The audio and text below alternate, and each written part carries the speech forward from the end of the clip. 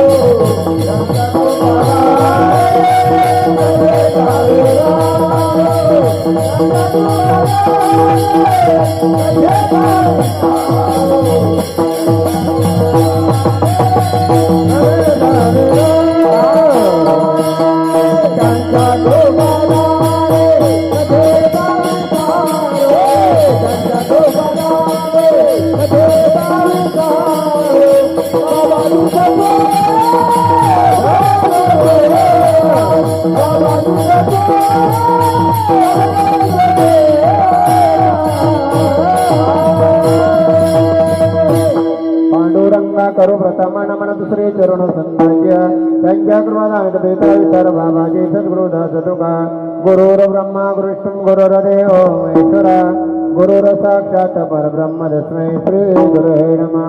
ओम नमो ज्ञानेश्वरा करुणा तुदय तुमचा अनुग्रह लादलो पावन झालो चराचरी विठाल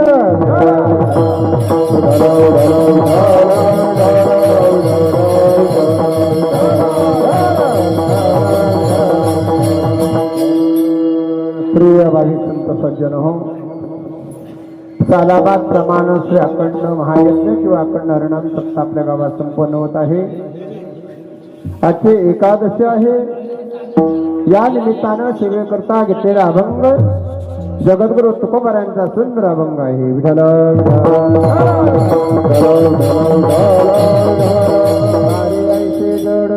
तारे ऐसे जड बुधकावरी जो दगड तो ऐसे करे ना काही कार्य लीन व्हाना पायी.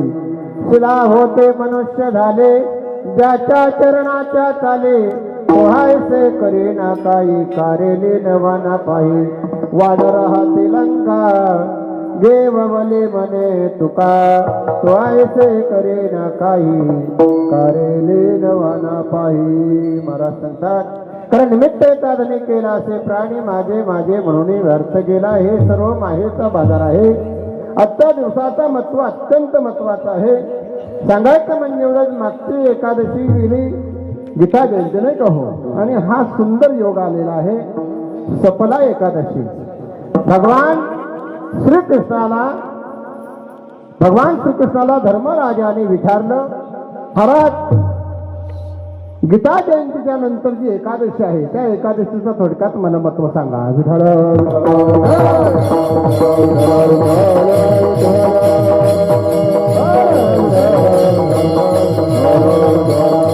म्हणून ही एकादशी लोक त्याच्या वाट्याला येत नाही. जरी आज एकादशी आहे कोट्यावधी पुण्य लागतात एवढं सामर्थ्य एकादशीत आहे. आणि हे अवचित साधून हा आपला अखंड त्याच्या पत्रात पडते. एवढं नव्हे तर हजारो महायज्ञ केलेच पुण्य त्याच्या पदरात पडतील. अशी सुंदर एकादशी आहे. सांगायचं म्हणजे एवढंच, एकादशीच्या दिवशी जो माणूस मरतो त्याला स्वर्ग प्राप्ती भेटते. एवढं नव्हे किती तो पापी मनुष्य असू द्या तरी त्याला चांगली सद्गती भेटते. त्याला डायरेक्ट स्वर्गात जागा भेटते. पण स्वर्गात जागा भेटते, सर्व काय त्याला भेटतो, फक्त अन्न तेवढा खायला भेटत नाही. विठ्ठल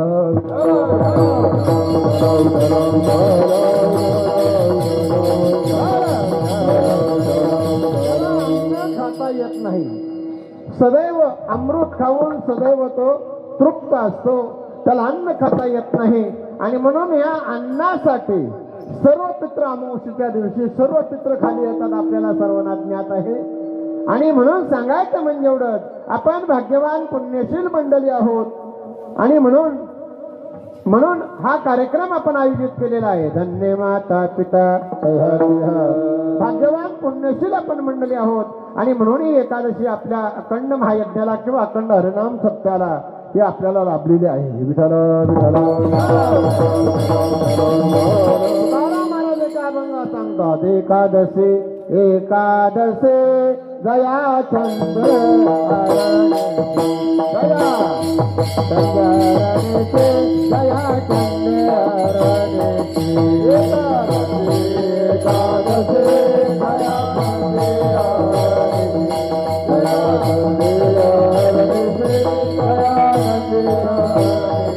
व्रत करी जोने माने दया वैकुंठ दया वैकुंठ दया वैकुंठ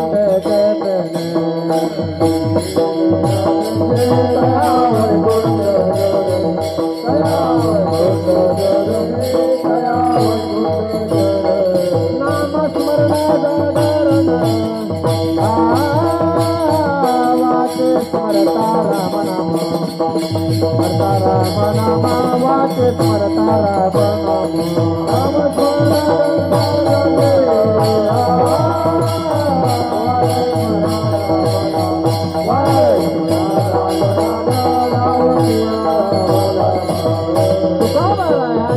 अभंगाद्वारे हे एकादशीचं महत्व सांगत असताना सांगतात.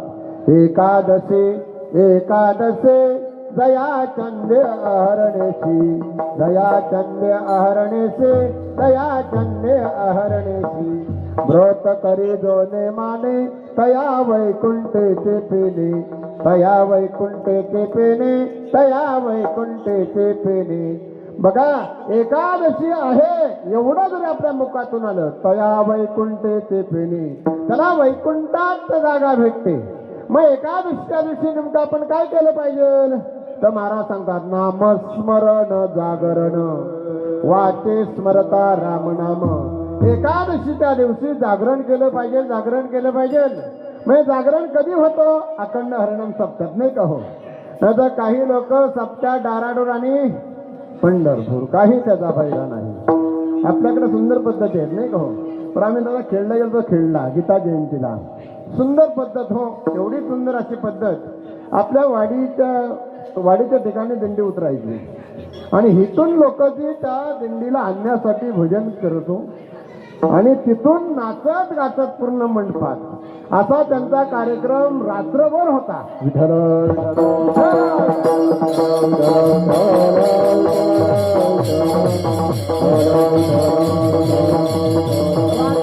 कार्यक्रम कमीत कमी तरी 5 ते 5:30 वाजेपर्यंत ही दिंडी आली की ती दिंडी आली की ही रात्रभर जागरण नामस्मरण जागरण वाचे स्मरता राम नाम.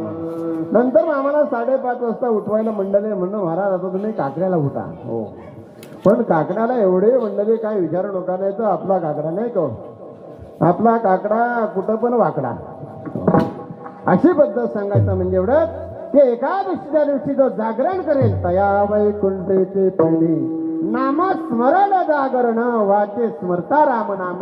भगवंताचं नामचिंतन का करावं तर महाराज त्याच्यात किती पावर आहे, किती पावर आहे. तारी ऐसे जड उदकावरी जो दगड.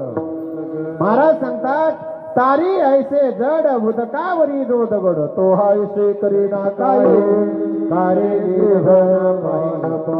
महाराज सांगतात की भगवंताची जर भक्ती केल्यानंतर किती फायदा आहे. तुम्ही काही करा पण त्याला तुम्ही शरण जा. पण काही लोक म्हणतील आम्ही शरण जातो देवाची भक्ती करतो पण देव आम्हाला कधी स्वप्नात सुद्धा दिसला नाही.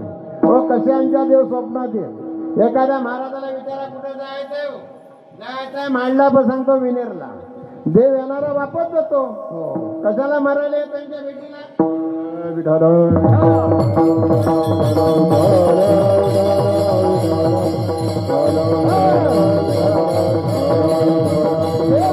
वापस जातो. कारण दिव्य शक्ती जी आहे दिव्य शक्ती रात्रंदिवस भ्रमण करते रात्रंदिवस. पूर्वी लोकांनी ती दिव्य शक्ती आपल्या जवळ भार होण्यासाठी पूर्वी लोकांनी जप केलं तप केलं महायज्ञ केलं. पण आता हा कलियुग आहे. जप करायच्या पण भानगडीत पडू नका तप करायच्या पण भानगडीत पडू नका. महाराज सांगता जप तप कर्म क्रिया नेम धर्म वाहू गाती श्रम व्यर्थ गाय.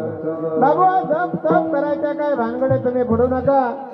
मग तो देव आपलासा करण्यासाठी देव आपल्या जवळ येण्यासाठी ती दिव्य शक्ती आपल्या जवळ येण्यासाठी रात्रंदिवस भ्रमण करते रात्रंदिवस. म्हणजे सात्विक मंडळे त्यांच्या शरीरात दिव्य शक्ती शिरण्याची जागा मी अनेक वेळा सांगते आधी सांगतो. दिव्य शक्ती शिरण्याची जागा जशी टीव्हीला अँटिनाची गरज तसं आपल्या शरीराला शेंडीची गरज. शेंडीच्या माध्यमातून दिव्य शक्ती आपल्या शरीरात शिरते आणि म्हणून शेंडी राखावी. हो मागच्या टायमाला आम्ही कार्यक्रमात संगम मिस्त्री वगैरे होतं. एक सहज माणूस बोलला म्हणलं तुम्ही शेंड्या लावले लोकांना शेंड्या लावण्यासाठी का. हो त्यासाठी शेंड्या राखत नाही कारण दिव्य शक्ती जी आहे आपल्या शरीरात शिरण्याची जागा म्हणजे शेंडी आहे. विठाल विठाल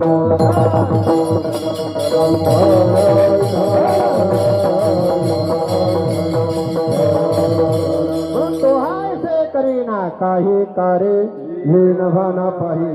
त्या देवाला लीनवा देवाजवळ जा कारण देवा सांगे सुख दुःख देव निवारेल भूक. देवाजवळ का जावावं कारण देवाच्या पायाजवळ सुख आहे आणि सुखाची प्राप्ती व्हावी म्हणून देवाची भक्ती करावी आणि म्हणून भगवंताच्या भक्तीची व नामस्मरणाची गरज आहे. अनेक लोकांनी देवाची भक्ती केली फक्त सप्त्यापुरतीच नाही तर नित्य नेमाने भगवंताची भक्ती केली पाहिजे. नित्य नेमन आम्ही हे प्राणी दुर्लभ लक्ष्मी वल्लभ तया जवळी नित्य नेमाने देवाची आराधना केली पाहिजे. अशा माध्यमातून अनेक उदाहरणं आपल्याला देता येतील बघा. तारी ऐसे जड उदका वरी दोत जड. दगडावर म्हणजे पाण्यावर दगड अनेक लोकांनी तरवल्या, पण शास्त्रात एक 2-3 लोकांचं फक्त उदाहरण पुढे आणलेलं आहे. आता पहिली दगड कोणी तरवली तर महाराज सांगतात की पहिली दगड जर कोणी तरवली असेल तर पहिली दगड वानराने तरवली, दुसरी दगड कोणी तरवली रावणाने तरवली, तिसरी दगड कोणी तरवली तर तिसरी दगड संत शिरोमणी तुकोबाराया ह्याने तरवली आणि चौथी दगड जगद्गुरु तुकोबारायाने तरवली. विठ्ठल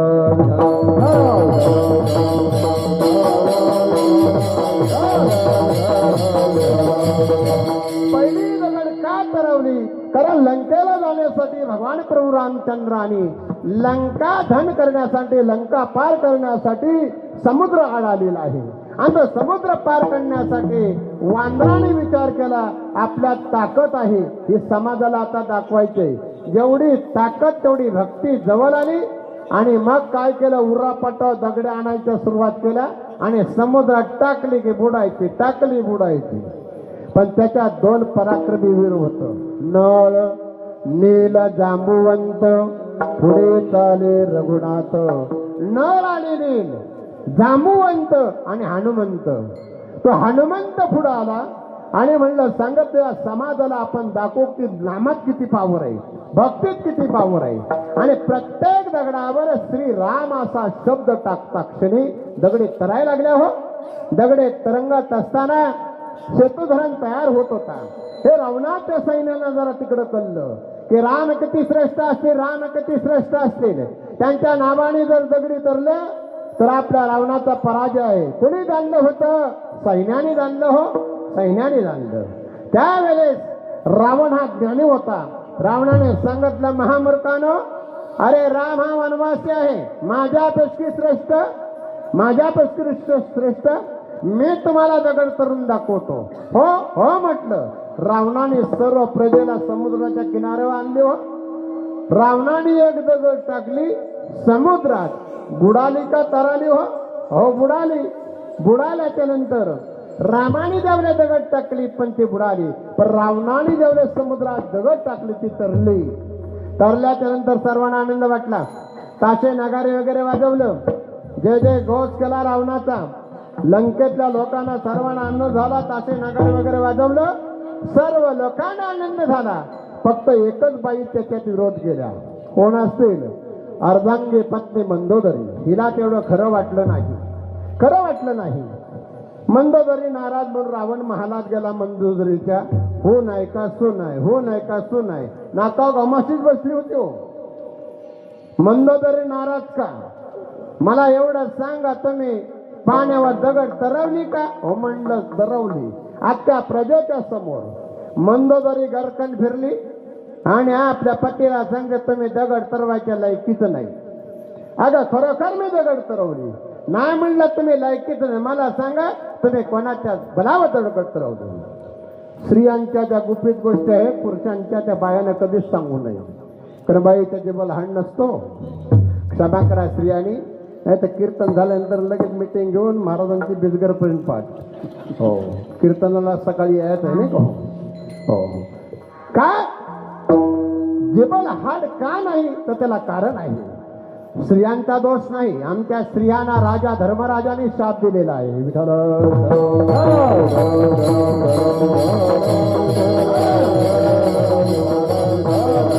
धर्मराजाने शाप दिला का? राजा धर्मराजाने शाप देण्याचं कारण स्त्रियांना का? कारण कर्ण पडल्याच्या नंतर सर्व लोकांना आनंद झाला, सर्वांना आनंद झाला. पण कुंती माता नाराज होती. रात्री 12 वाजता उठली आणि जिथं कर्णाचा धड पडला होता त्या कर्णाला मांडीवर घेऊन कुंती माता रडत होती. रडता रडता अर्जुन जागा झाला. राजा धर्मराजाला विचारता, आई कुठं आहे? नकुल आई कुठं आहे? सहदेव आई कुठं आहे?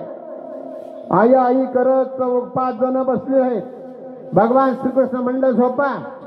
अरे तुमच्या आईचं प्रेम तुमच्यावर कमी, पण त्या वैर्यावर जास्त प्रेम आहे. वैरी कोण?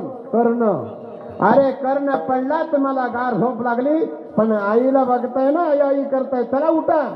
बघतात तर खरोखर त्या कुरुक्षेत्रात जिथं महायुद्ध झाला होता, त्या कर्णाच्या धडाला मांडीवर घेऊन कुंती माता रडत होत्या. हो, राजाची तप्याच्या मस्तकात गेली आणि आईला सांगला, आई ज्याला तू रडते तो तुझ्याकडे नसलं काय का? वैरी पडला आम्हाला आनंद झाला आणि तू त्याला घेऊन रडते, कोण आहे का तुझा? कुंती माता त्या डोळ्यातून गंगा यमुना नद्या वाहायला लागल्या. कृष्णाने धर्मराजाचा तोंड दाबला. म्हणलं बाबा असं आईला बोलू नको, कारण हा कर्ण तुमचा भाऊ होता. आई एवढ्या दिवस तू गोष्ट तू मनात का टाकून ठेवली?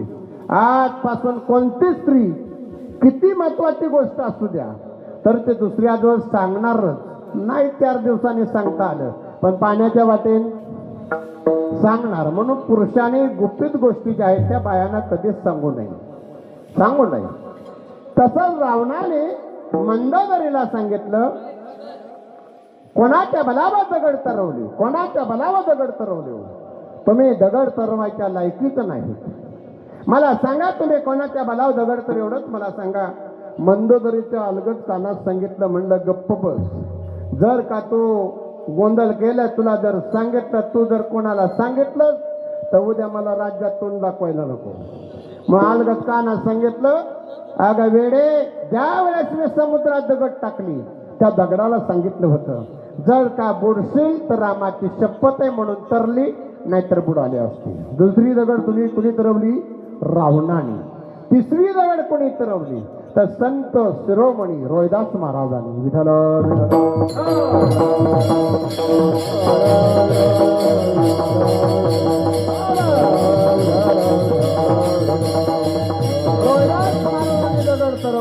रोहिदास महाराजांनी दगड तरवत असताना काय केलं तरी, ज्यावेळेस रोहिदास महाराजानं आई-वडिलांनी हाकलून दिली होती त्या रोहिदासाला. पण शेवटला रोहिदास महाराजाने मोठा झाल्यानंतर स्वतःच्या आई-वडिलांना त्याने हाकलून दिली होती. हा बाईला घेऊन रानात गेला, एक झोपडा तयार केला आणि तिथं आपला संसार फाटला. आता व्यवसाय चपला शिवायचा. येणाऱ्या जाणार रामनामाचं महत्व सांगत होता. राघवे सागरात पाषाण तारेले, कौतुक तुकोबाची जली अभंग रक्षेले, आरती तुकारामा. एक दादाला चप्पल शिवायला, ए बाबा पहिले चपला शिवायचा काम कर, नंतर आम्हाला तो तत्वज्ञान शिकव. रामनामाचं महत्व, तो राम होता, राघव म्हणजे राम, त्याच्या नावाने दगडी तरले असतील. तू बाबा काम कर, काम, माझी चप्पल तांगडवून दे, मला जायचंय लांब. त्याने सांगितलं, दादा 2 मिनिटं थांबा, तुमची मी चप्पल तांगडवून देतो. चप्पल तांगडवून दे म्हटल्याच्या नंतर शेवटला रामनामाचं महत्व सांगत असताना म्हणलं, अरे तर राम म्हणजे राघव होता, त्याच्या नावाने दगडी तरल्या. तू स्वतःला जर भक्त जर समजलास, तू दगड तरून दाखवशील का? एका टवाराने दगड आणलेली रोहिदास महाराजांच्या पुढ्यात आपटली. म्हणले, दादा दगड मनात तरून दाखव. नाही जर दगड तरली त्या दगडान तुला ठेसून मारू. मग आम्हाला रामनामाचं महत्व शिकव. रोहिदास महाराज थरथर कापायला लागलेले आहेत. दगड आणली आणि रोहिदास महाराजांच्या हातात दिली. रोहिदास महाराज सहज ती दगड उचलली आणि त्या पाण्यात टाकली. हो, दगड तरली. दगड तरल्यानंतर सर्वांना आनंद झाला आणि आनंदाच्या भरात काही सैनिकांचे लोक रोहिदासाला सांगायला लागले, दादा अरे आईवडिलांना तू हकललेले आहे, त्यांना घेऊन ये आणि त्यांची सेवा कर. आणि त्या रोहिदास महाराजांनी आईवडिलांची सेवा केली. तशी आपण सुद्धा आपल्या आईवडिलांची सेवा करा, आपल्याला कुठे जाण्याची गरज भासणार नाही. विठ्ठल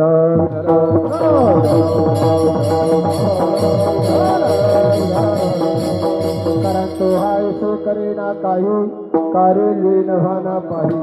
आपण प्रत्येक कीर्तनकार सांगतात, बाबांनो आईवडिलांची सेवा करा, आईवडिलांची सेवा करा, आईवडिलांची सेवा करा, नाही का? हो, प्रत्येक कीर्तनकार आईवडिलांची सेवा करायला सांगतात. पण तसं आईवडिलांनी सुद्धा तसं वागलं पाहिजे, नाही का? हो, नाहीतर 2-3 मुलं असली, एक जांगता एक अंगत, काही त्याचा फायदा नाही. एक थोडा मी तुम्हाला उदाहरण सांगतो, मग लगेच तुम्हाला समजेल. सांगायचं म्हणजे एवढं, कंस कंस कंसाची बहीण देवकी नाही का हो, कंसाची बहीण देवकी होती. पण ज्या वेळेस कंसाने ही लाडकी बहीण वसुदेवाला ज्यावेळेस दिली, वसुदेवाला दिल्याच्या नंतर त्याने काय केलं, स्वतःच्या आईवडिलांना कुठे टाकली, बंदीशाळेत टाकली. हा ज्ञानी होता कंस, पण आईवडिलांना बंदीत का टाकली? आपण सहज ग्रंथात वाचतो की कंस मूर्ख होता आणि म्हणून आईवडिलांना बंदीशाळेत टाकली. पण का टाकले माहितीये का? थोडासा आपल्याला जरा त्याचा विचार करायचा आहे. विठ्ठल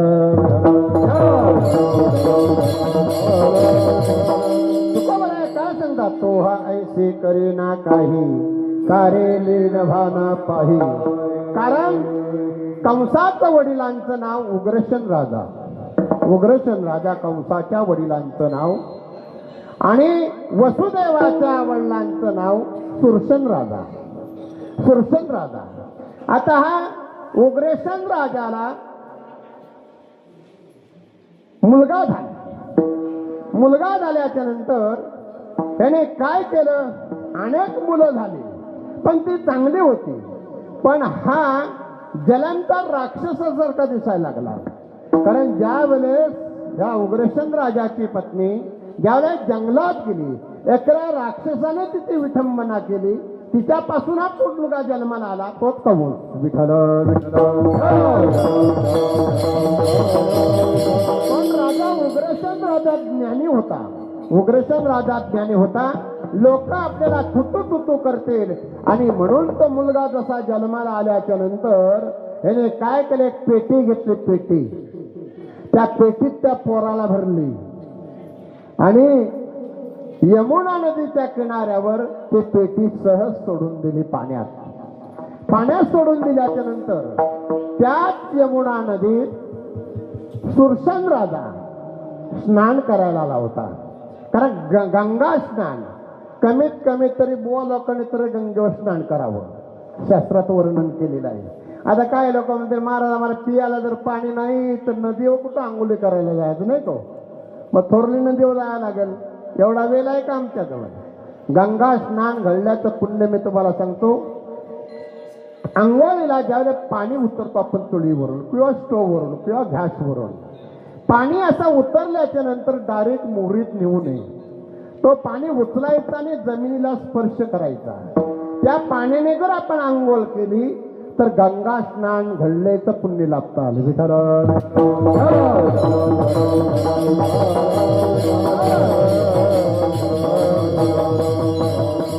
तर सुरसेन राजा गंगेवर स्नान करायला आला होता आणि ती पेटी वाहत वाहत वाहत वाहत त्या सुरसेन राजाच्या हाताजवळ आली. ती पेटी उघडल्याच्या नंतर एक तेजस्वी बालक मुलगा त्यांना सापडला. आता मुलगा सापडल्याच्या नंतर हिने काय केलं असेल, आणला घरी. घरी आणल्याच्या नंतर सुरसेन राजाला 5 बाया होत्या, किती 5 बायका होत्या. त्या 5 दरवाज्यात उभ्या राहिल्या आणि पतीला प्रश्न विचारला, अहो 6वी कुठं होती, आम्हाला सांगितलं नाही तुम्ही, हा मुलगा कोणाचा आणला? म्हणलं तुम्ही आता गप्प बसा, नंतर मी तुम्हाला सांगतो हा मुलगा 6वीचा आहे का 7वीचा आहे तो. म्हणलं हा मुलगा मग गंगेत सापडलेला आहे, ह्या मुलाची अशीच उपासना करा, अशीच उपासना करा. तुमच्या मुलापेक्षाला जास्त प्रेम द्या. तो मुलगा कंस लहानाचा मोठा झाला. वसुदेव आणि हा कंस एकदम एकत्र नांदत होतं. चांगला यांना विद्या अभ्यास वगैरे दिला. एक दिवस सुरसेन राजाच्या राजवाड्यात नारद मुनी आलेले. नारद मुनी आल्याच्या नंतर हा कंस मोठा डांबरट होता. बाबाने सांगितलं, एखादा बुवा माणूस आला, महाराज आला की आई वडील सांगतात, पोराने एवढे काय नसते नाही का हो, हे पोरा महाराज आले, बाबा आले, जरा पाया पड. आपल्या पोरानं सांगावं लागतो पाया पडायला. पाया का पडावं, तर पाया पडण्याने आपलं आयुष्य वाढतो. पंढरीसी नाही कोणा अभिमान, पाया पडती जण एकमेका. पण त्या नंद राजाला सांगावं लागलं नाही पाया पडायला जायला. धावत गेला. वसुदेवाला सांगावं लागलं नाही पाया पडायला. वसुदेव पाया पडून गेल्याच्या नंतर कंस तिकड होता. भावाप्रमाणे एकमेकावर प्रेम हो. सुरसन राजाने सांगितले, पोरा बाबांच्या पाया पड, बुवांच्या पाया पड. हा पाया पडायला आला. आल्याच्या नंतर खाली वाकला राक्षस तो. त्या नारदाच्या पायाला असा चिमुटा घेतला आणि वरती रागाने बघितलं. रागाने बघितल्यानंतर नारदाने अशी मान हलवली. तुला म्हणलं आता सांगित नाही, म्हणलं उद्या सकाळी नदीवरी आंघोळ करायला, तिथं तुला सांगतो. तो कंस नदीवर आंघोळ करायला गेला. नारद मुनी त्याला भेटले. नारदाने सांगितलं, महामूर्खा, माझ्या पायाला चिमुटा घेतो का तू? ज्याच्यावर तो प्रेम करते, भावावर प्रेम करतोस, आईवर प्रेम करतोस, तुझं हे वडील नाही. म्हणलं माझा वडील कोण? म्हणलं उग्रसेन राजा. त्या उग्रसेन राजाने तुझी अशी तुझ्या अंगात 72 खोड्या आणि म्हणून तुला जलमताच पाण्यात सोडून टाकलं. मला त्यांनी टाकलंय काय बघू पराक्रम. आणि धावत गेला आणि आईवडिलांना त्यांनी बंदिशात टाकली. का? आईवडिलांनी याला पाण्यात सोडली आणि म्हणून त्याचा काय केला, बदला घेण्यासाठी यांनी बंदिशात टाकली. विठाल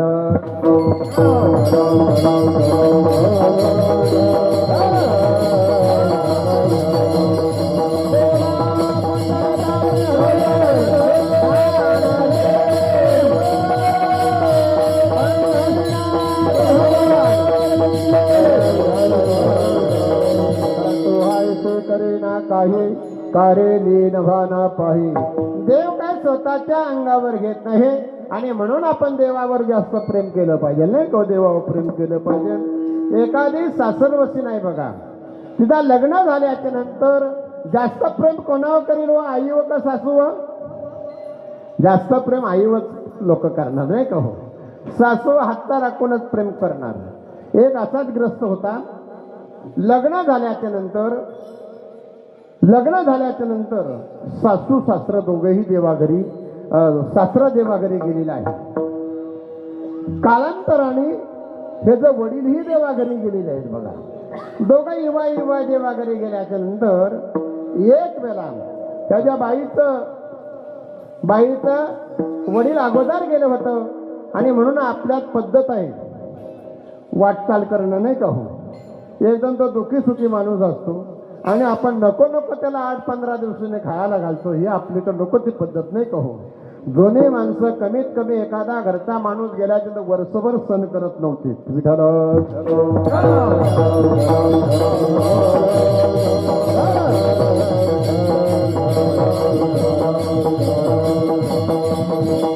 आणि वाटचाल करण्यासाठी नको तर त्याला डोलं टाकून खायला लागतो, नाही का हो?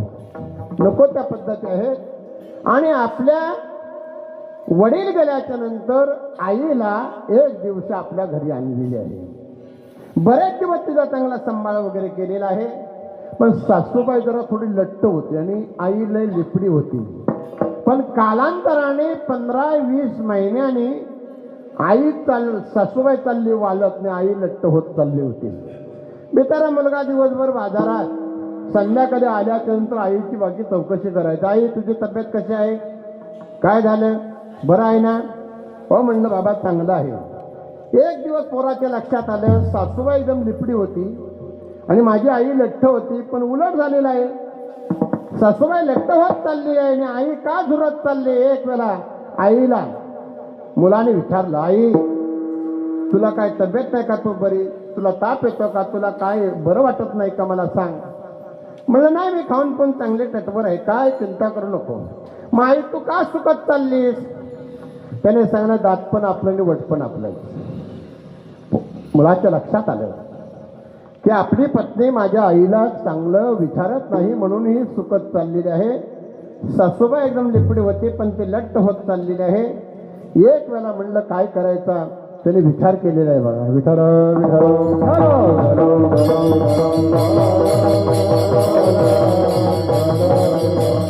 एक दिवस संध्याकाळी बाजारातून आल्याच्या नंतर 2-3 पिशव्या बाजाराच्या आणलेले हे ठेवल्याच्या नंतर बाईने पाणी आला पतीला दिलेला आहे आणि पतीला दिल्याच्या नंतर त्याने विचार केला आता आई तर सांगत नाही म्हणून बायकोच्या तोंडूनच आपण वधून घ्यायचं. आणि हा नको ते बोलायला लागला. बघा सासूबाई कधीतरी पाहुणे आले, लग्न झाल्यापासून आले नव्हते पण आता आलेले आहे, महिनाभर राहिलेले आहे. पण ही आई काय काम करत नाही, हे नाही करत ते नाही करत, बसून खाते. म्हणजे आपल्या स्वतःच्या आईला हा बोलत आहे. बाईला आनंद वाटला, लय आनंद वाटला हो. त्याने सांगितलं काटाच काढला पाहिजे. लगेच पत्नीनं लगेच तांब्या ठेवला आणि आले जवळ आणि म्हणलं खरोखर माझ्या पण तेच मनात आहे, कशाला वेल लावताय, उद्याच्या उद्या तुमच्या आईचा आपण काटात काढून टाकायचं. म्हटलं विठाल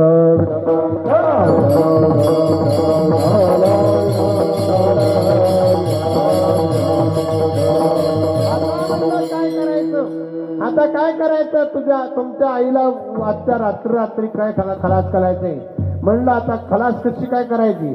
म्हणलं वा तुम्हाला म्हणलं अक्कल एवढे दिवस नाही, तर प्रत्येक स्त्री आपल्या नवऱ्याची अक्कल काढत असते. दिवसा एक चांगले भले मोठे दगड आणून ठेवले होते. म्हणलं आई झोपल्याच्या नंतर आपण तुझा काम काढून टाकायचा, डोक्यात घालायचे, एकदाच अक्कलही वरडणार नाही. पण हे कोणाच्या लक्षात होतं, त्या म्हातारीच्या लक्षात होतं. पोराने सांगितलं होतं, ऐकलं का, जिथं सासूबाई झोपते तुम्ही उद्या तिथं झोपा आणि तुझ्या जागेवर हिला झोपव. चांगले आदल बदल केलेली होती. संध्याकाळी मुलगा बाजारात आल्याच्या नंतर चांगला जेवण वगैरे दोघांनी वाढलेलं आहे. स्वतःच्या आईला वाढला, तिला कारण सासूचा काटाच काढायचा आहे ना. आणि ती दगड घेतली, म्हणलं उठा, कशाला, रात्र झाले, सर्व लोक झोपलेले आहेत, नाही त्याला उठल्याच्या नंतर म्हातारी जागी होईल. आता ती दगड उचलल्याच्या नंतर त्या मुलाचं थरथर हात कापायला लागलेले आहेत. कापायला लागल्याच्या नंतर हिने लगेच पतीला बाजूला सगळं, हा म्हणलं त्याला साधे दगड उचलता येत नाही. म्हणलं माझा हात काढ, माझ्या आईचा प्राण घालायचा आहे, हिच्या पोटी मी जन्माला आलो, तिला मारायचं. हा म्हणलं तुम्ही माझ्याला, मी काम करतो. हो त्या बाईने ती दगड उचलली आणि त्या म्हातारीच्या डोक्यात घातली. हो एकदा पण म्हातारी नाही हो कॅकाक वरडली. आता धावपळ चाललेली आहे. म्हणलं जर का कोण जागा झाला तर आपल्या दोघांना फासावा जावा लागेल. म्हणलं आणा पोता, आणला पोता, म्हातारीला पोत्यात भरली. पोत्यात भरल्यानंतर म्हणलं म्हातारीला आता आपण काय करायचं, पाणी होता, होलं सर्व भरलेली होती. म्हणलं आपण त्या नदीत तिला भिगून देऊ म्हातारीला.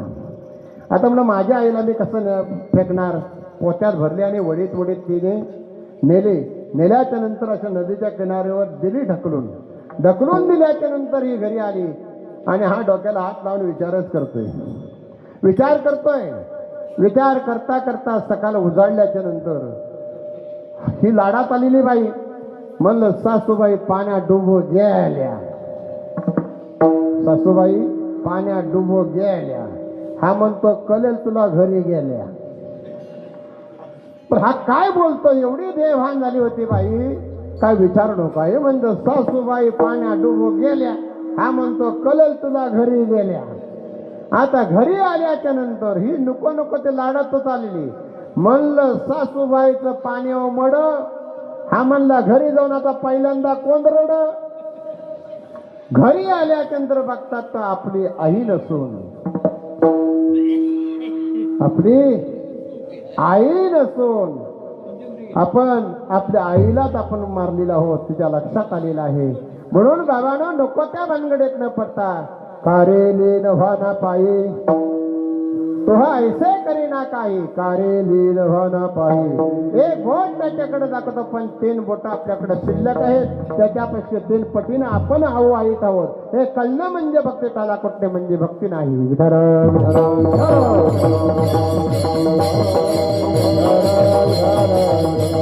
दुसऱ्याच्या मनात काय हे सुद्धा आपण जाणू शकतो. एवढं सामर्थ्य परमार्थात आहे. सांगायचं म्हणजे एवढं, जर का एखाद्याच्या हाताला जर खास सुटत असेल तर समजावं, पैसा येणार तरी आहे नाही तो जाणार आहे. हाताला खास सुटणं म्हणजे ज्याच्या डोकीला खास सुटली की समजावं आपल्या डोक्यात चांगला विचार येणार आहे. एखाद्याच्या पायाच्या तलव्याला जर खास सुटली की समजावं आपल्याला दूरचा प्रवास करायला लागणार आहे. पण ज्याच्या पाठीला खास सुटली तर आपण काय करतो, मेढ बघतो नाही तो. पण पाठीला खास का सुटते, कारण आपण किती चांगलं असू द्या पण आपला पाठीमागून कोणतरी काला करतोय, हात चोलतोय. ते समजावं आपल्या पाठीला का सुद्धा आपल्याबद्दल लोक वाईट बोलत आहेत. विठ्ठल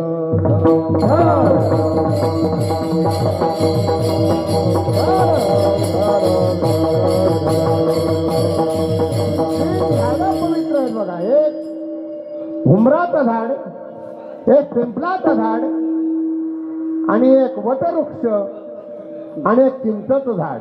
त्या 4 झाडाखाली संध्याकाळ असो सकाळ असो थुंकू नये. मूलमूत्रा करू नये.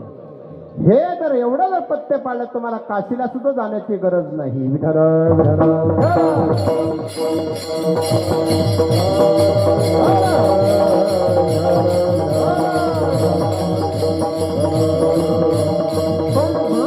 चांगलं झालं तर माझ्या भावाने केलं, वाईट केलं तर मेल्या देवाने केलं.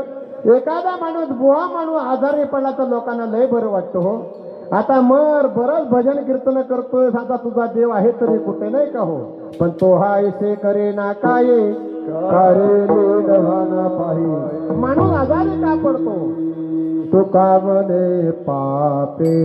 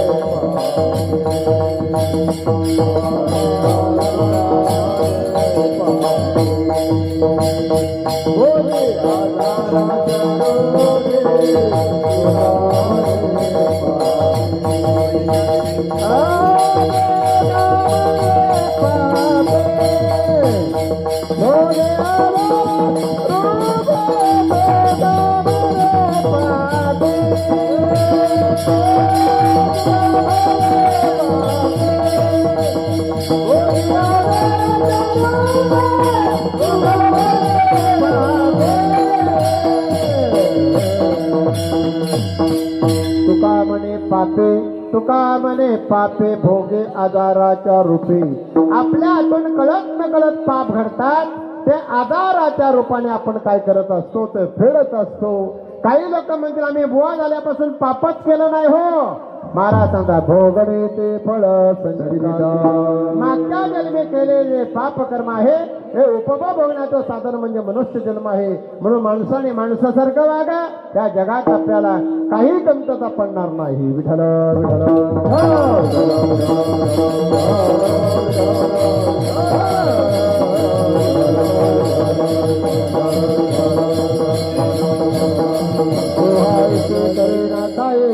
तो हायसे करे ना काही करेली नव्हाना पायी. सीताबाईंचा विचार करा. राजाची बायको हो, राजाची मुलगी, पण त्याला 14 वर्ष वनात का भोगावं लागलं? तर त्याला कारण आहे बघा. का भोगावं लागलं? कारण सीतामाई ज्यावेळेला लहान होती, एक पोपट होता आणि फोपटीन होती. तो फोपटीन गरोदार होती आणि गरोदार असल्या कारणानं तो पोपट तिला रामायण सांगत होता. आता त्या पोपटाने रामायण कुठं ऐकलं होतं हो? तर वाल्मिक ऋषीच्या मठात. वाल्मिकीच्या मठात त्याने रामायण ऐकलं होता. आणि चांगली तपभूमी आणि म्हणून ही मिथिला नगरीत एका झाडावर दररोज बसून आपल्या पत्नीला रामायण सांगत होता बघा. रामायण सांगता सांगता एक वेळा सीतामाईनी, त्यांची भाषा कळत होती सीतामाईला, त्याने ऐकला रामायण. सर्व रामायण सांगत होती. आणि रामाचा विवाह कोणाजवळ होणार आहे? जनकाची मुलगी सीतामाई, तिच्याजवळ लग्न होणार आहे. सीतेचं नाव घेतल्यानंतर त्यांनी विचार केला, मीच तर सीता आहे, माझा लग्न रामाजवळ होणार आहे. त्यावेळेस त्या पारकरानं सांगितलं, आत्ताच्या आता जा आणि त्या पोपटाला पकडून आणा. विठ्ठल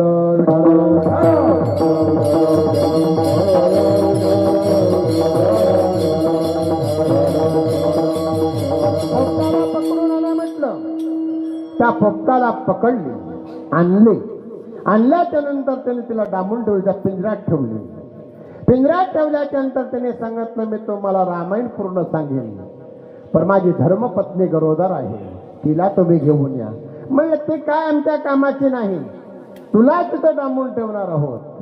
आणि ती वाट बघत होती हो कोट्यात, कधी माझा धनी येईल, कधी येईल, कधी येईल. ते झुरून झुरून झुरून झुरून झुरून तिकडं मृत्युमुखी पडलेले आहे. त्यावेळेस त्या पोपटाने त्या सीतामाईला शाप दिला, तू जर राजाची जरी राणी जरी असेल, तुझा पती जरी भगवंत असला, पण तुला सुद्धा वनवास भोगावा लागेल. विठाल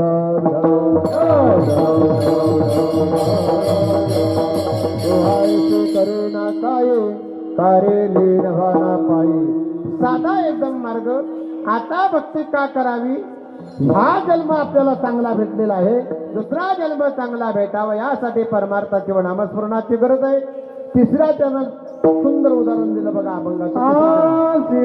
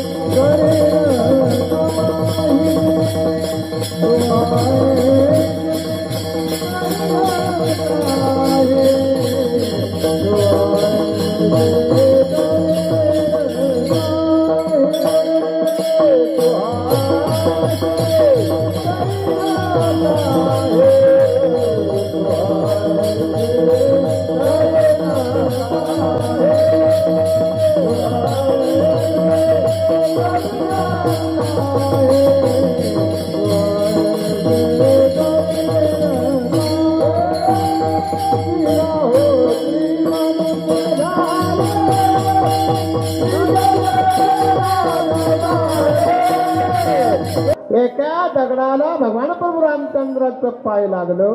पाय लागताच सुंदर स्त्री त्या दगडातून बाहेर पडाली. त्यावेळेस गुरुनी सांगितलं ही शिला म्हणजे अहिल्या. अहिल्या ही गौतम ऋषींची पत्नी. ज्यावेळेस इंद्राने विठंबना केली आणि म्हणून हे राजा ज्यावेळेस गौतम ऋषींच्या लक्षात आलं माझ्या पत्नीची विठंबना हे केलेली आहे आणि म्हणून स्वतःच्या पत्नीलाही शाप दिलेला आहे, तो शिला होशील. शिला म्हणजे दगड. आणि त्यावेळेस इंद्राला सुद्धा शाप दिला, तो कुष्ठरोगी होशील, तुझ्या देहाचा उद्धार होणार नाही.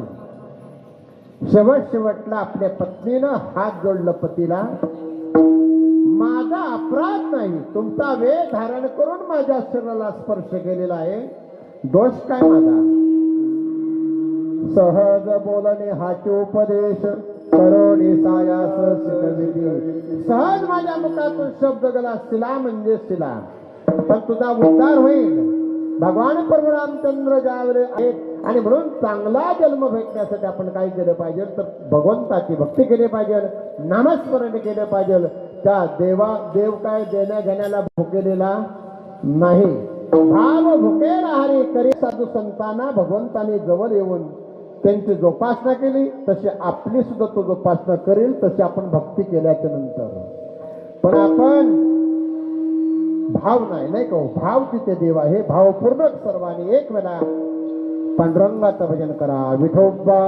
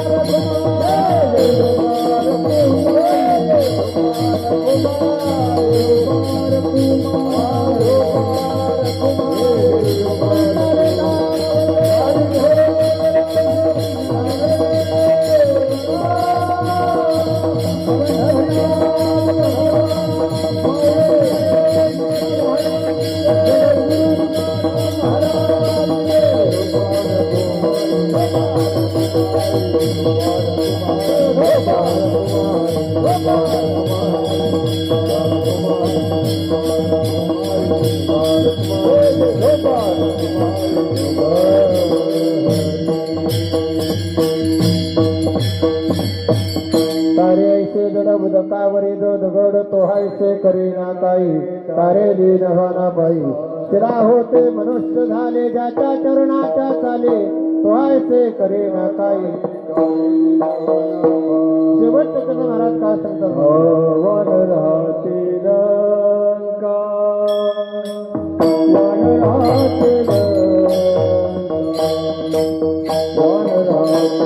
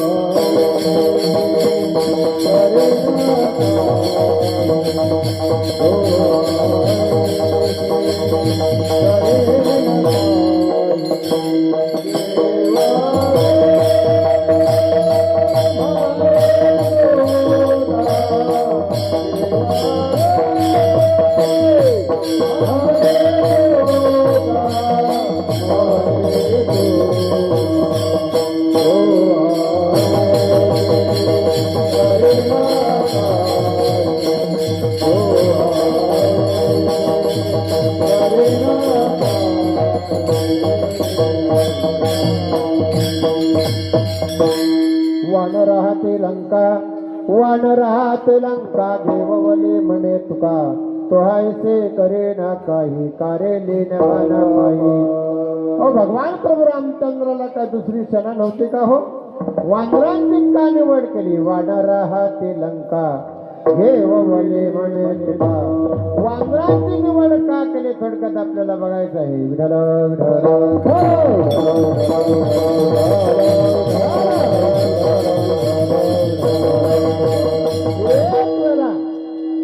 नारद मुनी भगवंताकडे गेलेला आहे आणि भगवंताकडे गेल्यानंतर भगवंताकडून मागणी मागितली.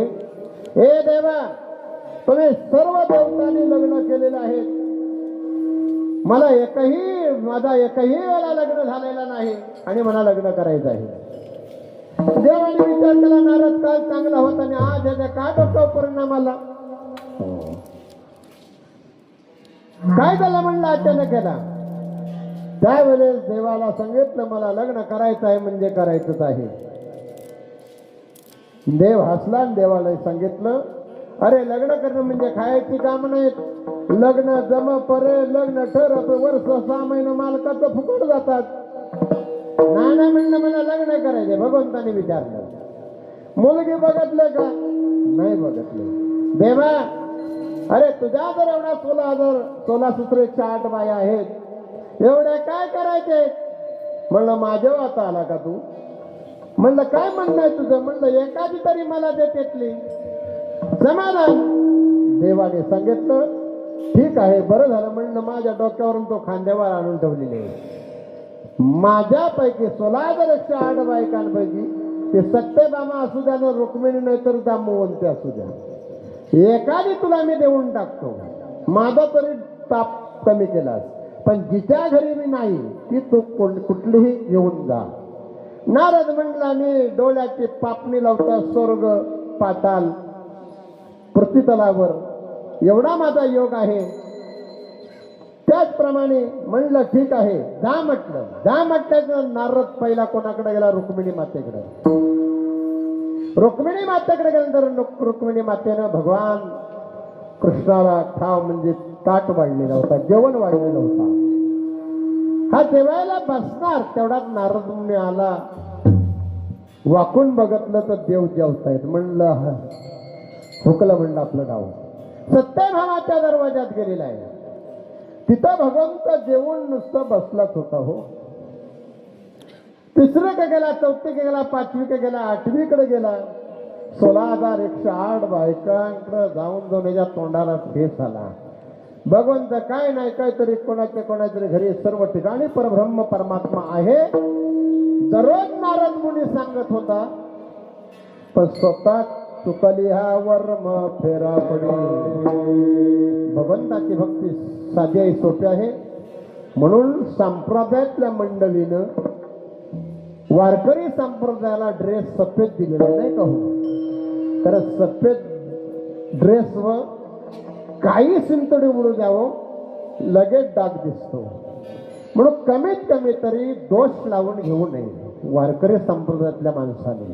हो होय होय वारकरी पाहे पाहे रे पंढरी हाती माझा नेम धर्म मुखी विठोबाचे नाम हेच माझे उपक्षणा लागो संतांच्या चरणा. म्हणून मी नेहमी सांगत असतो म्हणून माळा घाला नाही का? हो आता नाही घातले तरी चालेल पण आपल्याला शेवटला घालावी. आनंद वाटला या सप्त्याला यंदा. आमच्या पंढरदादांनी माल घातली. मला मगाशी ज्ञानोबा राया बोलला सर्वांनी टाळे वाजवा त्यांच्यासाठी. माळ घातली पाहिजे. हो माळ घातली पाहिजे. काही म्हणतात ना हो मी माल घालो पण आमचा लय हाल होता तो सांगायचं म्हणजे काही लोक माल घालतात. कधी ज्याला चावायला कमी आलं की नंतर माला घालाय काही त्याचा फायदा नाही. अवघेच इंद्रिय नयते कामा दिवे रामनामा उद्धारे शरीर संपत्ती नव्हे रे आपुली भातुके सावली व्यर्थ जाय. आता आम्ही मारसगाव पठाराला कीर्तनाला गेलो होतो. काय समाज हो भरपूर समाज. एक पिणारा माणूस एवढा पिणार होता काय विचारू नका. हो 24 तास तर आणि सप्ताह बसला की त्याला लय सूड यायचा. तर चाकरमणी वगैरे लोक यायचे. 24 तास तर कीर्तनाला उभा राहिल्यापासून कमीत कमी तरी 50-60 वेळा पाया पडायला आला होतो. कधी बुवाच्या पायानं बुवाचं नाव सुद्धा घेत नव्हता. कपालाच्या आट्या उठायच्या पण त्या दिवशी 50-60 वेळा पाया पडायला लोक. कीर्तन धड करून देत नव्हतं. नुसतं पाया पडायचं नुसतं पाय धरायचा. एका माणसाने वडीत नेली परत यायचा परत वडीत नेली परत यायचा. शेवटला त्याला वाड्यात बांधून ठेवली. हो रात्रभर वाड्यात बांधून ठेवली.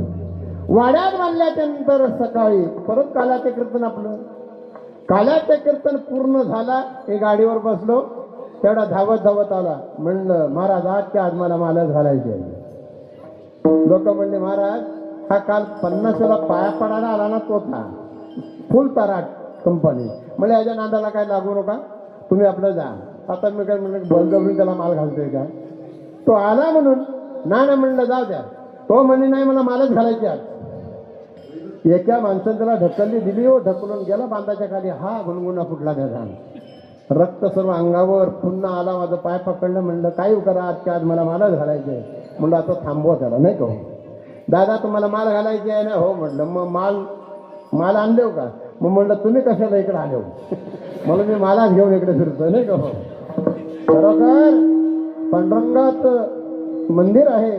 माझ्या गळ्यात तिथे एक माळ काढली, त्याच्या गळ्यात टाकली. त्या दिवशी त्याला मुलगा झाला होता दादा.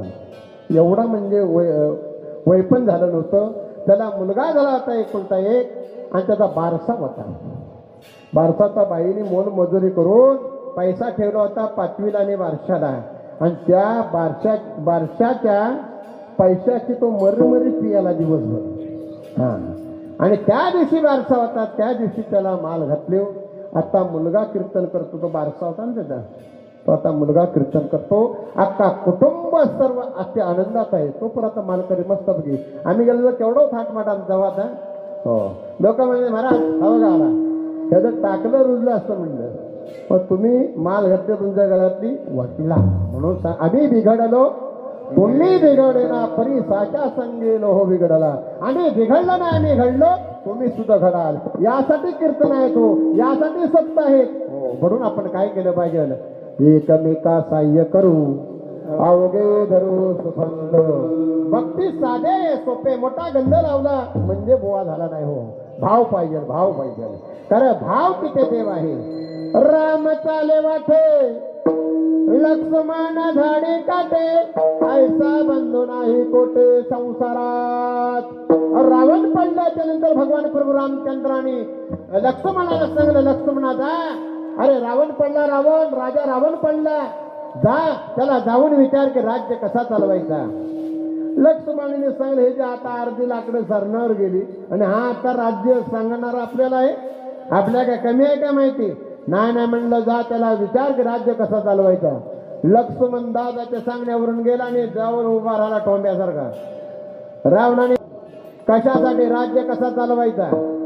रावणाने झटकन फटकन रावण होता. रावणाने सांगितलं, तुझ्या दादाला सांग की तो राज्य चालवायच्या लायकीचा नाही. लक्ष्मणाला राग आला, क्रोध आला. दादाला सांगतो, दादा ह्यासाठी मला तू त्यांच्यासह पाठवलीस. हा मरायला टेकला, पण रावणाच्या तोंडातून शब्द चांगला नाही. म्हणलं जाऊन सांग रामाला की तू राज्य चालवायच्या लायकीचा नाही. मला जाऊ दे, बोलू दे, चल म्हटलं. राम आणि लक्ष्मण दोघेही आलेले आहेत. लक्ष्मण डोक्याजवळ होता आणि राम पायाजवळ. रावणाने सुंदर लक्ष्मणाला विचारलं, लक्ष्मणा अरे रामात तुझ्यात किती फरक आहे. ज्ञान घ्यायचंय डोक्याजवळ बसून नाही, पायाजवळ. श्री संतांच्या माता चरणावरी साष्टांग हे करी दंडवत. आणि त्यावेळेस रामाला रावणाने सांगितलं, रामा तुझा विजय झाला असेल पण माझा पराजय झाला त्याला का, कारण चूक माझ्याच लक्षात आलेली आहे. तुझ्या दृष्टीने श्रेष्ठ आहे. तुझी एक पत्नी, माझ्या 80,000 बाया. मी सोन्याच्या महालात राहतोय, तू झोपड्यात राहतोय. मी अशी प्रतिज्ञा केलेली आहे, खारा समुद्र गोळा करणार आहे आणि स्वर्गाला शिडी लावणार आहे, शिडी. पण तुझा विजय का झाला, कारण तुझा भाव तुझ्या संग होता आणि माझा भाव आहे ना मला सोडून गेला आणि म्हणून माझा पराजय आहे. विधान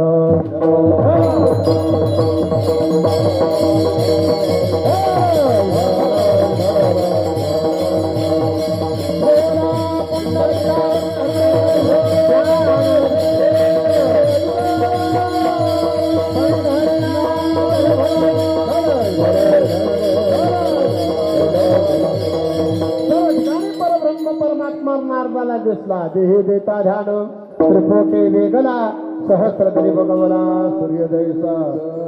16,108 बायांच्या घरी भगवंत दिसला. त्याचं नारदाने डोक्याला हात लावून घेतलं. त्यावेळेला त्याने सांगितलं, संसार करायचा आहे ना, संसार कर. अहो नारद होता त्याची नारदीन झाली की हो, बाई झाली बाई. 60 पोरं झाली, 60 पोरं नारदाला. आणि त्यांचा सर्व करून एवढा दमला ते म्हणलं, संसाराच्या नावे घालून या सोन्या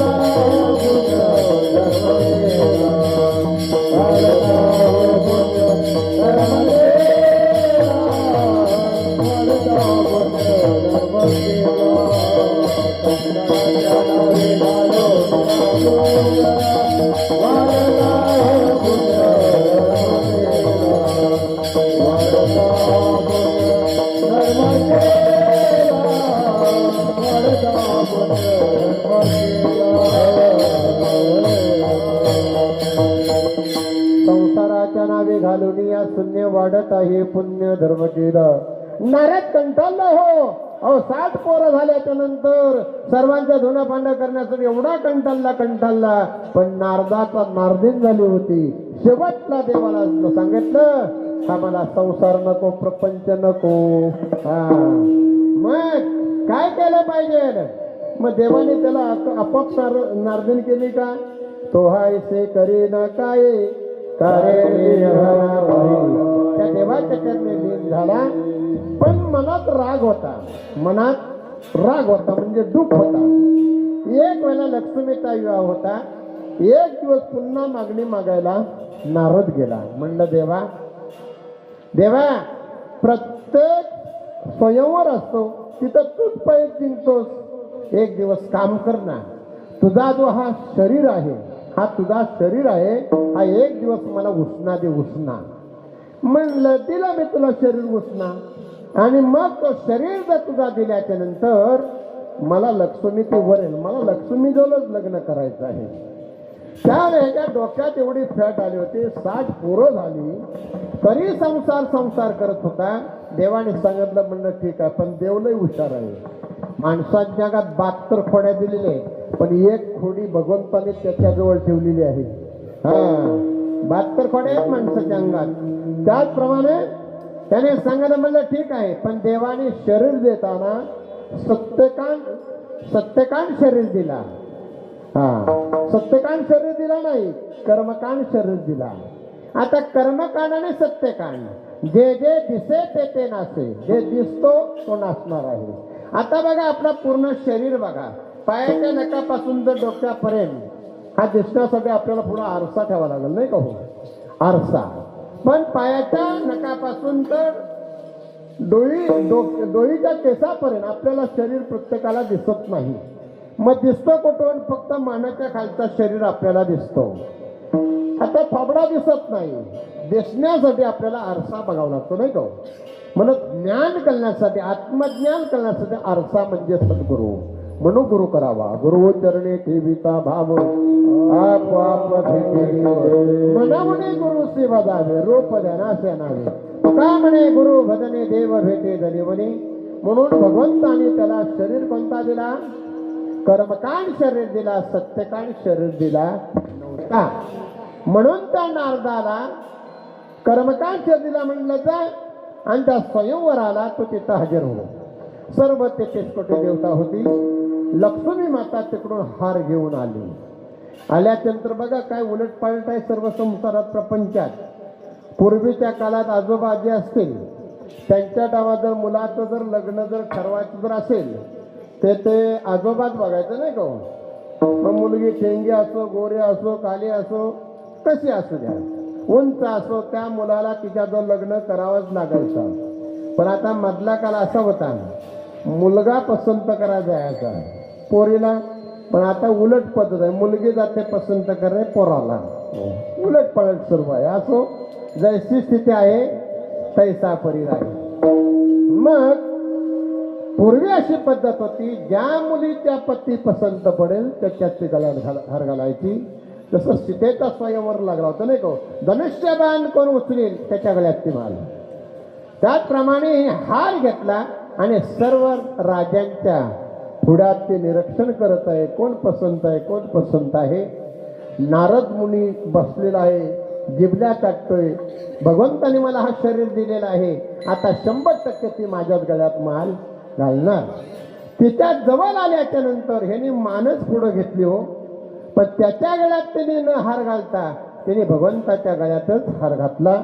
त्याला क्रोध आला, राग आला आणि तसा त्या भर सभेतून गेला घरी आणि सर्व काय अलंकार होता ते तोडून टाकलं, फेकून टाकलं.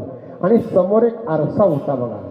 बरेचशे ठिकाणी आपल्या भागात नाही, पण ह्या आम्ही खालच्या साईडला गेलो ना, प्रत्येक वटीवर प्रत्येक घरोघर आरसा आहे पुढं बघा. कारण बाहेरून आल्याच्या नंतर आपण तो प्रतिबिंब बघितलं पाहिजे. पण आरशात कधी बघू नये तर दारिद्र्य येते. कमीत कमी सकाळी उठल्या उठल्या आरशात बघू नये, कायम दारिद्र्य येते. विठ्ठल विठ्ठल.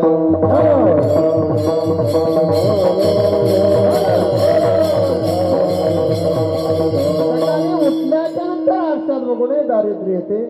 पण बरेचशा ठिकाणी आरसा आहेत, तर आरशात त्या नारद मुनी उभा राहिल्याच्या नंतर भगवंताने फसवली नारदाला. कर्मकांड शरीर दिला पण सत्यकांड शरीर दिला नव्हता. आणि म्हणून थोबडा कोणाचा दिला होता? माकडाचा. आणि म्हणून त्याला नारदाने शाप दिला भगवंताला, ज्या वेळेस रावण तुझी बायको पळवून नेल आणि तिला आणण्यासाठी आमचा तुला आधार घ्यावा लागेल. आणि म्हणून भगवान प्रभू रामचंद्राने वानरांचा आधार घेतला. वानरा हाती लंका घेवले म्हणे तुका, तो आयसे करे ना काही, तारे लीनवाना पायी. साधी भक्ती सोपी आहे, पण ती आपण केली पाहिजे. आणि केल्यानंतर मग तू अवघाता सुखरूप वशी जन्म जन्मीच दुःख विसरते. लंकेचा विषय आला म्हणजे मी तुम्हाला सांगतो की लंका ही भगवंतानी कोणासाठी बनवलेली होती. आता आपण अनेक ठिकाणी म्हणतो, अहो लंका कोणी जाणली, लंका कोणी जाणली, लंका कोणी जाणली. तर आम्ही म्हणतो मारुतीने लावले, कोण म्हणतो हनुमंताने लावली. मारुतीने हनुमंत एकच आहे हो, पण लंका खरी कुणी जाणली. थोडक्यात सांगूया आणि सेवेला पूर्ण राम देऊया. विठ्ठल विठ्ठल. लंका ही कोणासाठी बनवलेली होती तर माता पार्वतीसाठी. आग्राने ज्या वेळे भर सभा भरली होती, इंद्रसभा, प्रत्येकांच्या बायाला घेऊन आले होते. ब्रह्मदेवाचे सरस्वती, विष्णूची लक्ष्मी, पार्वती महादेवांची, इंद्राची पत्नी सती, अशा सर्व पत्न्या तिथं सर्वांचं जोडपं आलं होतं. सर्वांच्या अंगावर दागिना, एवढा दागिना होता काय विचारू नका. पार्वती मातेला जरा खटकलं.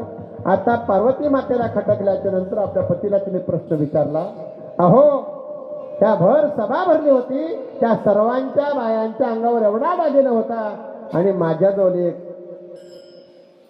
एक डवली सुद्धा नाही, फुटकी डवली पण नाही, फुटका मणी पण नाही, मला दागिना त्यांच्यासारखा पाहिजे. महादेवाने सांगितलं, पार्वती तो विष आहे, त्याच्या नांदाला तू लागू नको. हो बघा, दागिना सोना देवाने धारण केला, पण महादेवाने काय गळ्यात धारण केलेलं आहे? सर्पाला विष आहे का नाही? सर्पाला विष आहे. सर्प जर चावला तर आपण लगेच मरू सुद्धा शकतो, एवढा त्या सर्पात विष आहे. हो, पण महादेवाने त्या देवतांना सांगितलं, पार्वतीला सांगितलं, त्या देवतांच्या अंगावर दागिना आहे, तो दागिना म्हणजे विषच आहे. मग मी स्वतः जर परिधान केला तर मला काय फरक आहे? बघा, एखाद्या बाईने दागिना घालू द्या गळ्यात आणि मध्ये वाटत भेटू द्या चोर, तो दागिना पण गेला आणि आपण घासाकत गेलो, म्हणजे तो विषच झाला का नाही? हो. आणि म्हणून त्याने सांगितलं, मी काय माझ्यात बदल आहे? नाही म्हणलं, तुमचं तत्वज्ञान तुमच्याजवळ राहू द्या, मला सोन्याच्या महालात बसायचंय. विश्वकर्माना बोलवून घेतली. विश्वकर्माना सर पार्वती मातेसाठी असा महाल तयार कर, एकही लाकूड वापरता कामा नाही. विश्वकर्माने असा महाल तयार केला का विचारू नका. आता भटजी नाही, आणि म्हणून ब्राह्मणाला बोलवली. आता ब्राह्मण कोण? तर रावणाचा भाऊ कुबेर. त्या कुबेराला बोलवली. कुबेराला बोलवल्याच्या नंतर कुबेराने पूजा वगैरे घातली. आता म्हणलं दक्षिणा काय मागितलं? दक्षिणा. त्याने सांगितलं, तुम्ही मागाल ते मी तुम्हाला देईन. म्हणलं दुसरं मला आज काही नको, म्हणा ही जो महाल आहे लंका ती दे. शंकराने सांगितलं हात जोडलं, म्हणलं बाहेरची बिडा बाहेर गेली. आणि त्या लंकेवर राज्य कुबेर करत होता, पण कुबेराचा भाऊ रावण हा डांबरट. म्हणलं दादा मला यातला हिस्सा पाहिजे.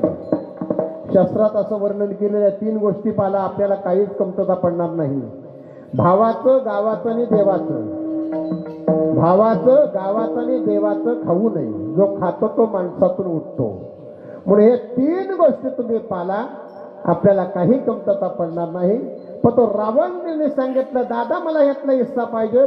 पण दादाने सांगितलं हा काय बाप नाही, मला दक्षिणा भेटलेली आहे. पण रावण डांबरट. दोघांनी युद्ध केला. दोघांनी एकमेकाची लंका वळली, दोघांच्या हातून निसटली आणि पडली समुद्रात. तर लंका कशात आहे? समुद्रात आहे. आता हे बनवले होते कोणासाठी? पार्वतीसाठी. आता पार्वतीला आनंद झाला असेल का हो? पार्वतीने हात तोडला, हात म्हणलं तुझ्या लंकेची राख रंगोली मीच करीन, तुझ्या लंकेची राख रंगोली मीच करीन. सर्व हे तर चांगलं चाललेलं आहे. म्हणून भगवंताने सांगितलं आता आपण आपल्याला जन्माला अवतार घ्यायला पाहिजे. अवताराच्या हसी, देवाने हसीवर अवतार घेतलं. वेगवेगळ्या पद्धतीने देवाने अवतार घेतलेले आहेत.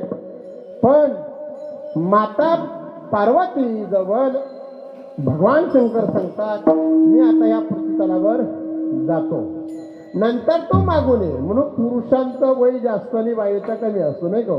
काय कुठं झालं? बाई 25 वर्षाची आणि पती 20 वर्षाचा. नाही नाही नाही, पतीचं वय जास्त आणि बायांचं कमी. म्हणून पुरुष अगोदर जन्माला येतात, बाया नंतर जन्माला येतात. हा जोडा म्हणजे 7 जन्माचा, 7 जन्माचा जोडा असतो. असो, आपल्याला फक्त एवढंच बघायचं आहे. त्याचप्रमाणे माता पार्वती हट्ट करू लागली. नाही म्हणलं आज मी तुमच्या संगत येते. अगं म्हणलं बायांचं काय तिथं काम आहे? नाही म्हणलं मला यायलाच पाहिजे. कारण ज्यावेळेस समाधी सोहळा ज्यावेळेस आळंदीला झाला त्यावेळेस रुक्मिणी माता पाठी लागली भगवंताच्या. काय बाई माणसं काही जास्त वेळ थांबत नाही का? चला चला चला चला चला चला, वडावला असतो सर्व घरात. चला म्हटलं, वरून आणली. हा, लक्ष्मी मातेला आणली. पण हे म्हणलं आतमध्ये जाऊन एकट्या जागेवर थांबणार नाही. लक्ष्मी एक जागेवर कधी थांबत नाही. तुम्ही दिवसभर मजुरी करा आणि पैसा घ्या. त्या मजुरी म्हणजे 100 रुपयाला अनेक फकंड असतात बघा. कोणाकोणाच्या हातात जातो तो पैसा काय विचारू नका. ती लक्ष्मी तिला म्हटलेली आहे. आणि लक्ष्मीला सांगितलं मी समाधी सोडायला चाललो, तू येतेस म्हणजे चल म्हटलं. पण चल म्हटलं तिला दरबारातच ठेवली. ती अजून तिथंच उभी आहे. गयाच्या दारी सोन्याचा पिंपळ, अंगी आहे बळ रेडावली. सोन्याचा पिंपळ तीच लक्ष्मी. असो, आपल्याला एवढंच बघायचं आहे की लक्ष्मी माता म्हणले मी तुमच्या संगत येते, पार्वती माता म्हणले मी तुमच्या संग येते. पण पार्वती मातेने सांगितलं आता म्हणलं कसं काय जायचं? तुला तर मी संघ कधी नेली नाही, पण आता म्हणलं माझ्या पाठीवर बस. आणि महादेवाने असा शेला काढला आणि घट्ट बांधला. आणि दोघांनीही अंजनी मातेच्या उदरात प्रवेश केला. अंजनीच्या तपासाठी महारुद्र आल्या पोटी. पण मारुती यांचा तुकोबरायांचा अभंग बघा सुंदर आहे. मारुती माझा ब्रह्मचारी, मारुती माझा ब्रह्मचारी,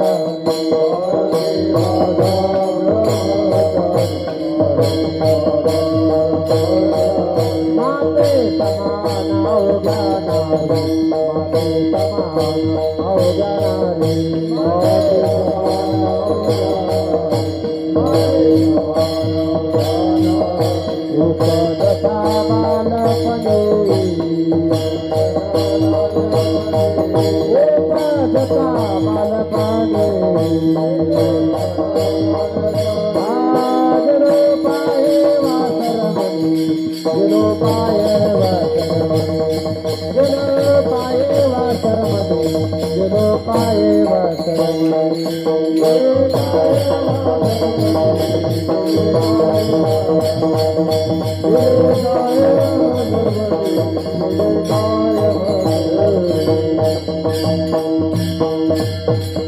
मारुती माझा ब्रह्मचारी, माते समान अवघ्या नारी.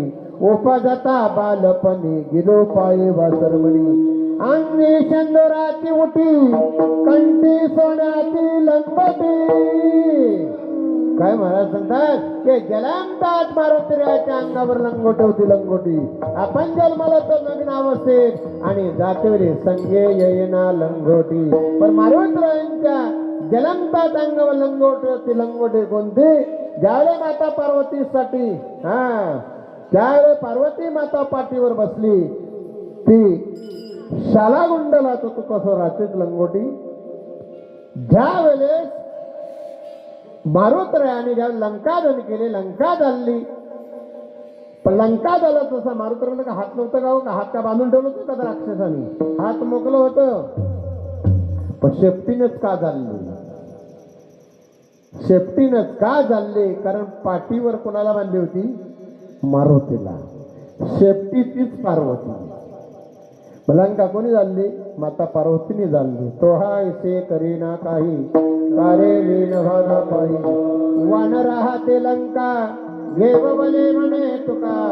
तो ऐसे करीना काही कारे लीन व्हाना पाही. वेला बावी थोडक्यात पूर्ण झालेली सेवा परमपिता परब्रह्म परमात्मा पांडुरंग रुक्मिणी मातेच्या सेवाच्या ज्ञापन भगवान श्रीकृष्णाच्या पवनपुत्र हनुमंतराया अंजनी मातेच्या सेवाच्या ज्ञान करून गुरुमाऊलींच्या बसलेल्या सर्व बंधू आणि भगिनींच्या सेवाच्या ज्ञान करून दोन मृदुंगचारी भोसले दादा सुंदर पक्वात झालेले सेवा त्यांच्या सेवाच्या ज्ञान करून उर्वशिवा दादाचं नाव काय? अरे वा सुंदर संजय दादा सुंदर वाजवत आहे पक्वात या वयातच परमार्थ हो. आणि झालेली सेवा त्यांच्या सेवाच्या ज्ञान करून आदरणीय आमचे पवन महाराज कायनेचारे यांचे सेवाचर्या करून त्यांचे चिरंजीव सुशील दादा यांची सेवाचर्या करून अर्पण करून आमचे हरिभक्तरायण तुकाराम बाबा यांचे सेवाचर्या अर्पण करून सर्वांची चिरीपिरी सुंदर अशी मंडळी आहे. त्या तालुक्यात अशी मंडळी नाही. आणि या सर्व मंडळींच्या सेवाचर्या आजच्या अर्पण सेवेला पुनराव बरोबर सेवा आमचे पवार दादा आहेत त्यांची सेवाचर्या अर्पण करून अर्जुन दादा आहेत त्यांची सेवाचर्यावरून अर्पण करून हरिभक्तपरायण यशवंत बाबा त्यांची सेवाचरण सर्वांची आता काही मी नावं घेत नाही. बसलेल्या सर्व बंधू आणि भगिनींच्या सेवाचरणे आचार पूर्ण सेवेला प्रोग्राम देऊ. मध्ये थोडीशी तब्येत दादा भरपूर जरा बिघडली होती. जरा कमरेत जरा जास्त दुखत होतं. मग वरती कार्यक्रम आम्ही बसून केला. हो कसं काय होतंय पण आले देवा ज्याच्या मनात येते कोणाचे चाले ना. झालेली सेवा सर्व बंधू आणि भगिनींच्या सेवाचरणे अर्पण सेवेला पुनराम देऊ. ज्यांचं अनंत उपकार तुमच्या आमच्यावर आहेत अशा परमसंतांचं एक वेळा सार्वजनिक सर्वांचे भजन करा. तुका म्हणे पापी जाते संतांची आज जपे ज्ञानेश्वर